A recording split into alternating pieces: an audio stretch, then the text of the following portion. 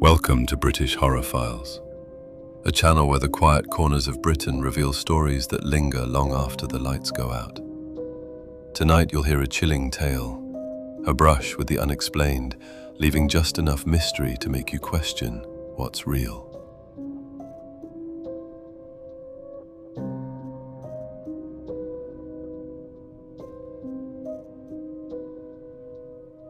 In the quiet Essex village of St Osyth stands a small, timber-framed building.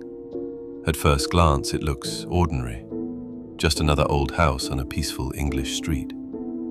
But locals claim this building once held prisoners accused of witchcraft, people waiting for trial, and sometimes people waiting for execution. Today, it is simply known as the Cage. According to witnesses, it may also be one of the most haunted buildings in England. The village of St Osyth has existed for centuries. In medieval times, it grew around a powerful religious centre called St Osyth's Priory. But during the 16th and 17th centuries, England was gripped by fear of witchcraft. When illness struck, when crops failed, when something strange happened, someone had to be blamed. And often that blame fell on ordinary people. Essex became one of the most active regions for witch trials. Fear spread quickly. Neighbours accused neighbours, and once a person was suspected of witchcraft, their fate was often sealed. Locals claim the small building, now known as the Cage, was used as a holding cell for the accused. Imagine being dragged there in the 1600s, accused of working with dark forces, then locked inside a small wooden room. No heating, bare walls, very little light, and outside, a village that believed you were guilty. For some prisoners, it may have been the last place they ever slept. One of the most infamous figures connected to the Essex witch trials was a woman named Ursula Kemp. She lived not far from St Osyth and was known locally as a healer, but healers were often feared. People believed they could cure illness, but also cause it. According to historical records, Ursula Kemp was accused of witchcraft by several neighbours.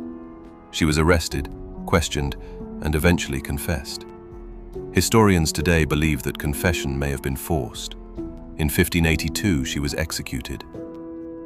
Some locals claim her spirit never left the area.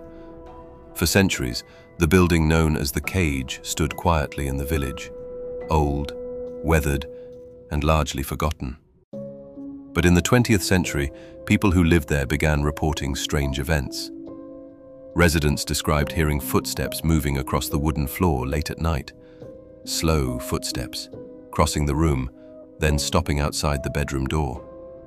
When the door was opened, no one was there. According to witnesses, other strange things began to happen. Doors were found open after being locked. Objects were moved from where they had been placed, and shadowy figures were sometimes seen moving along the walls. One disturbing account came from a woman who lived there in the early 2000s. She reported whispers at night, quiet murmurs close to her bed. Sometimes she felt something pulling at the blankets while she tried to sleep. One night she woke suddenly and saw a dark figure standing in the corner of the room, watching her. When she turned on the light, the figure disappeared. Visitors to the Cage have also reported strange experiences. Some claim the temperature suddenly drops inside certain rooms. Others say equipment stops working without explanation. And a few visitors say they heard something far more unsettling. Breathing. Slow, heavy breathing, in a room where no one else was present. Skeptics argue old buildings can produce strange sounds. Floors creak, wood shifts, drafts move doors. And when people expect something frightening, their imagination can take over.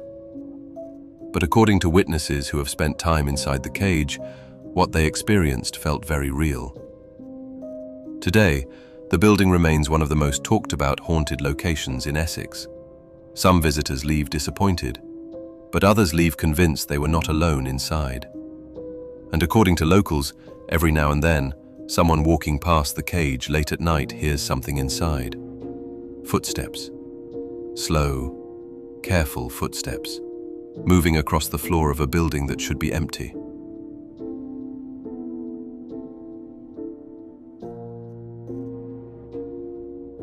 If you enjoy true British horror stories like this one, subscribe to British Horror Files for more.